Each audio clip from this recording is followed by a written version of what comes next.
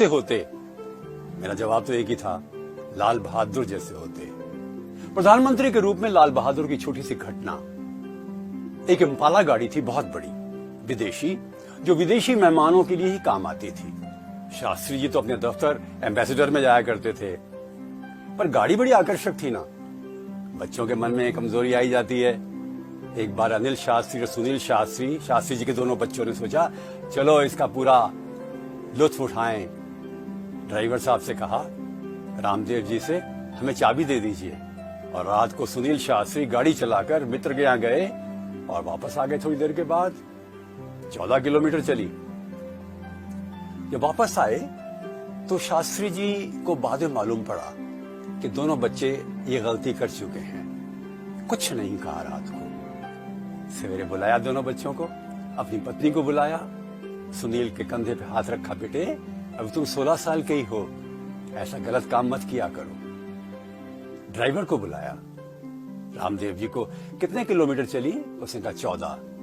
Log book लाओ, लिखो इसमें व्यक्तिगत कार्य के लिए प्रयोग हुई। और लिखो सुनील शास्त्री। अपनी पत्नी से कहा, सहाय साहब जो सेक्रेटरी हैं उनको बुलाकर इसका भुगतान कर देना। ये थी ईमानदारी। गाड़ी एक भी नहीं। प्रधानमंत्री के रूप में फिर बच्चों ने कहा, एक गाड़ी तो होनी चाहिए ना, चलो एक फिएट गाड़ी ले लेते हैं। पर पैसा तो है नहीं। पंजाब नेशनल बैंक से लोन लेने के लिए एप्लीकेशन दी और 10 मिनट के अंदर मैनेजर साहब घर पर आ गए प्रधानमंत्री के, एप्लीकेशन वगैरह पूरी करा के। शास्त्री जी ने कहा, बहुत बहुत धन्यवाद, इतनी जल्दी आप आ गए, किंतु मुझे आपसे नाराजगी है कि हम तो जो काम कह रहे हैं आपने तुरंत कर दिया, पर सामान्य जनता को इतनी सुविधा आप नहीं देते। खैर, गाड़ी खरीद ली गई। 1965 की बात है और 1966 में चले गए शास्त्री जी बिना किश्तों को चुकाए। प्रधानमंत्री इंदिरा गांधी ने लिखा, हम ये सारा धन जो बचा हुआ है सरकार से दे देंगे। पता है ललिता शास्त्री ने क्या लिखा? ललिता शास्त्री जी ने लिखा प्रधानमंत्री इंदिरा गांधी को, ये मत करिए, मेरी पति की आत्मा को बहुत दुख होगा, मेरी ग्रेचुटी और पेंशन में से काट लीजिए। और काटा। पर गाड़ी आज भी खड़ी है उस म्यूजियम पर जो शास्त्री जी के नाम पर एक मोतीलाल नेहरू मार्ग पर है। शास्त्री जी एक बार जेल में थे। उनकी पत्नी चुपके से 2 आम उनके लिए ले आई। जेल में तो इस प्रकार से कोई भी चीज बाहर से लाना बिना अनुमति के सही नहीं माना जाता ना। शास्त्री जी तो जैसे ईमानदार थे, भभक पड़े अपनी पत्नी पर, तुमने क्या काम किया? भाई जेलर को कहता हूं तुमने गलती की है। पास में एक दोस्त भी खड़े थे। ये क्या कह रहे हैं शास्त्री जी? नहीं नहीं, गलती की है।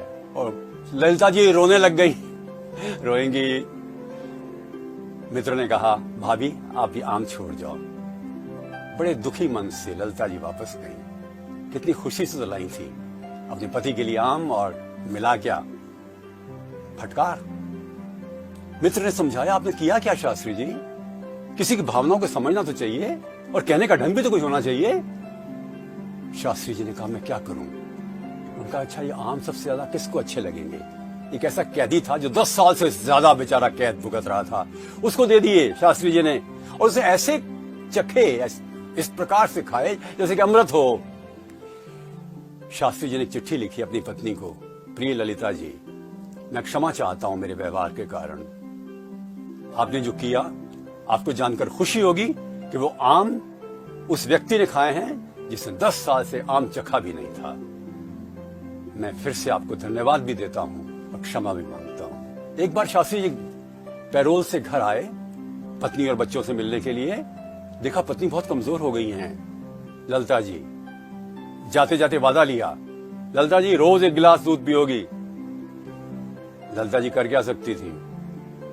पति चले गए जेल वापस, धन था ही नहीं।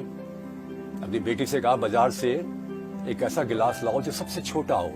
आप जानते छोटा छोटा गुड़ियों के गिलास होते हैं, इतने से प्यारे से। वो गिलास मंगवाया और उस गिलास में दूध पीने लग गई। पति का वचन भी पूरा हुआ, इच्छा भी पूरी हुई और धन भी इतना सही लगा।